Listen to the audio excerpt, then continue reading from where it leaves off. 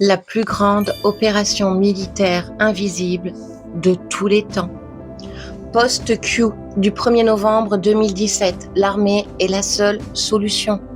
J'ai entendu encore récemment, dans une vidéo réunissant différents intervenants connus et très gênant pour l'ancien système, que l'État profond serait encore présent et en voie de dissolution grâce aux actions de l'Alliance.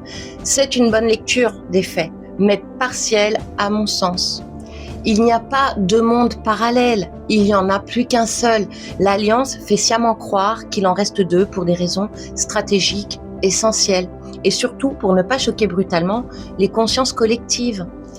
Comme je l'ai déjà expliqué dans plusieurs de mes vidéos, sans jamais l'approfondir autant, l'État profond ou cabale n'existe plus en tant que mécanisme opérationnel de contrôle sur l'espèce humaine. Je reviens sur ces faits, même si cela peut sembler redondant, surtout après les interventions de qualité dans cette vidéo. Il s'agit principalement des familles bancaires et industrielles au sommet de la pyramide, le penthouse, véritables marionnettistes qui tireraient les ficelles de tous les étages inférieurs. L'élimination a été totale, irréversible, définitive, y compris toutes les branches généalogiques. Pourquoi une telle radicalité ? Parce que ces individus sont coupables, le mot est faible, des pires atrocités commises contre l'humanité, crimes rituels, trafic humain à grande échelle, esclavage financier mondial, etc. Au-delà du plaisir morbide qu'ils en tiraient, ils utilisaient leur pouvoir absolu pour tout acquérir. Gouvernement, justice, armée, éducation, médias, absolument tout. Les marionnettes, présidents, juges, PDG, obéissaient au doigt et à l'œil, tenus par l'argent, la soif de pouvoir, le chantage ou la compromission. Dès la fin de sa carrière, Theodore Roosevelt avait timidement effleuré l'existence de cet État dans l'État. John F. Kennedy l'a mise en pleine lumière. C'est le véritable pont de départ du plan et de Q.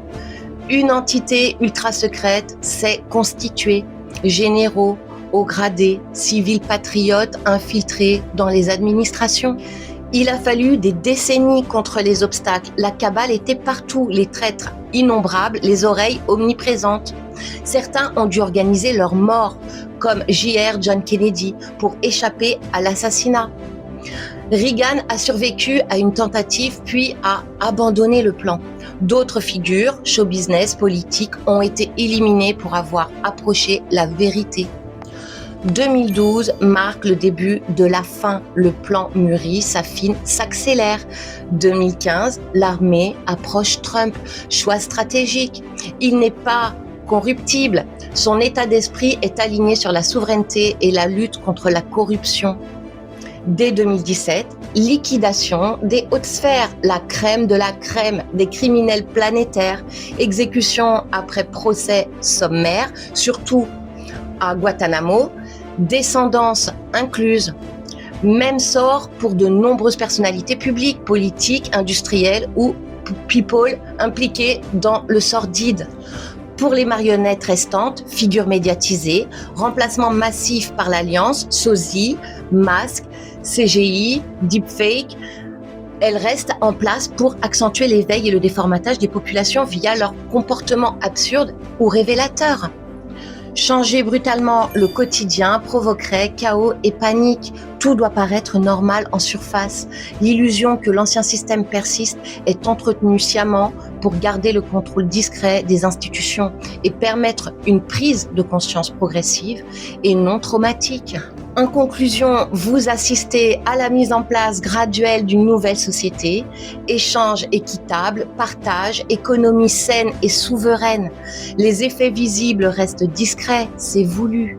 Mais l'essentiel est ailleurs, la dimension spirituelle du plan. L'Alliance n'est que le bras séculier de l'univers pour l'ascension et la transformation vibratoire de l'humanité.